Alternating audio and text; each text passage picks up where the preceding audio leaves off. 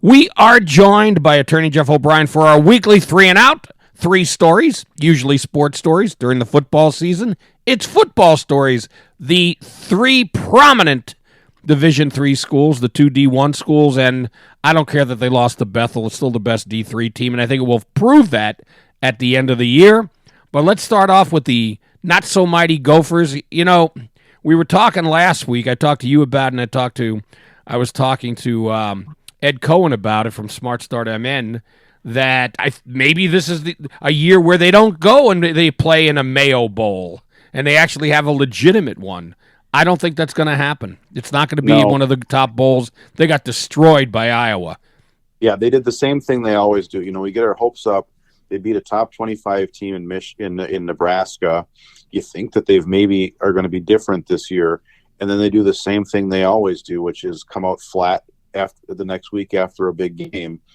And they got trounced. I mean, they were down like 17-0 after the first quarter. They were just out of it.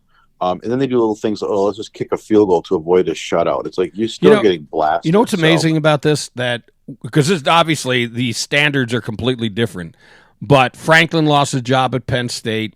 The LSU coach Kelly lost his job the last night because they're having a down season. Their down seasons are still better than what the Gophers are doing. But this guy will get a contract extension, PJ Fleck. They'll beat Wisconsin at the end of the year, and he'll get another contract extension. They'll get his. You know, I said last week they should have 9 wins. I think they're going to be. You know, they're going to just.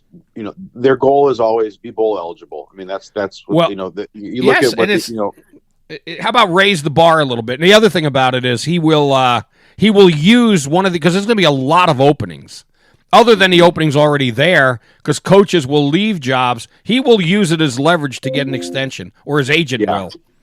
Yeah. And it's time to say no. That's not going to happen. Prove yourself. Agreed. We want to be one of the best teams in the country. We don't want to be a mid-tier team, and that's all you've taken us to. Yeah. I mean, I would hope that they could beat Northwestern at home. They got Michigan State, and they've got Wisconsin. They will get blown out by Oregon. So, maybe they can get 3 more wins. I don't know, but it's very disappointing. Well, Indiana, Indiana was a doormat, and they were able to turn things around because they got Kurt Cignetti. They got a good coach, and if he could do it, why can't this guy? What the when you think of PJ Fleck. What I think of is he runs out on the field before his team and he dives into their, he spotty surfs in the locker room after a win. That's really what he's known for, not for being a great coach. And making excuses when they lose games they should win. Well, yeah, because they don't have the money to, to have the NIL and to keep the guys. I'm not saying he's a phony, but he's not. He's worn thin with folks like me. All right, now let's move on to the guy who is a better coach, and he's a D1 coach. You're Tommy's Caruso. Yeah, I mean, aside from me being an alum, thank God we have, that St. Thomas did get moved up to D1. As much as I was bitter about it initially, because it's nice to have a D1 team that doesn't go out and do what the Gophers do on Saturdays. They had a big win. Glenn Caruso, Yep, Glenn Caruso had a big win, 52-10 over the Stetson Hatters. Are they the Hatters? They're the Hatters. They are. Yeah. They should be the Mad Hatters. Yeah, right. So a big win, but next week is going to be more of a telling game. Stetson doesn't have a winning record. They play Drake next week, which Drake has been a tough opponent for them the last couple of years. So we'll see where they. We'll see if they've kind of righted things. I mean, we'll see. But they've got. I'm not holding out hope that they're going to be going to the playoffs this year.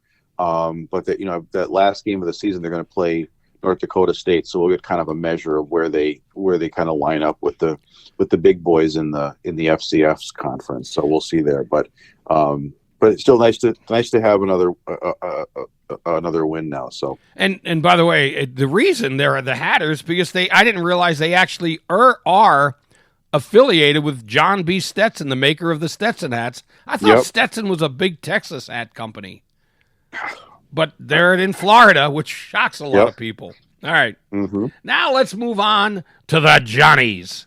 Congratulations to them. on their. Yep. They had a big win, right?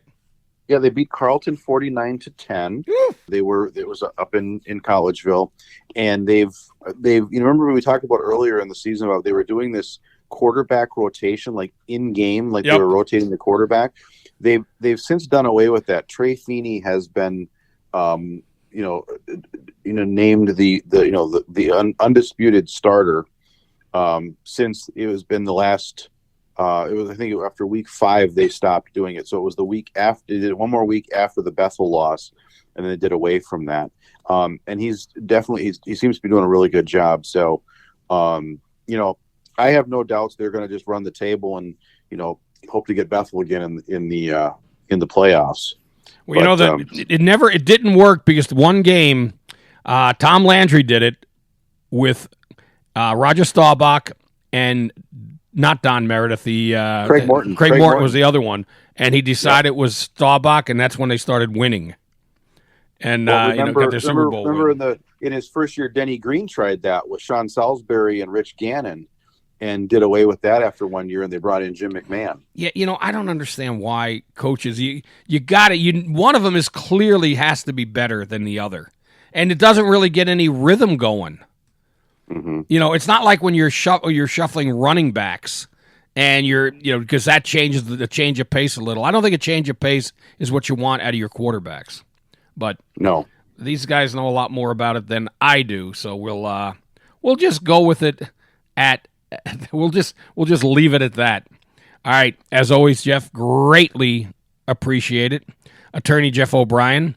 We're going to take a quick break, and the BS Show will be right back.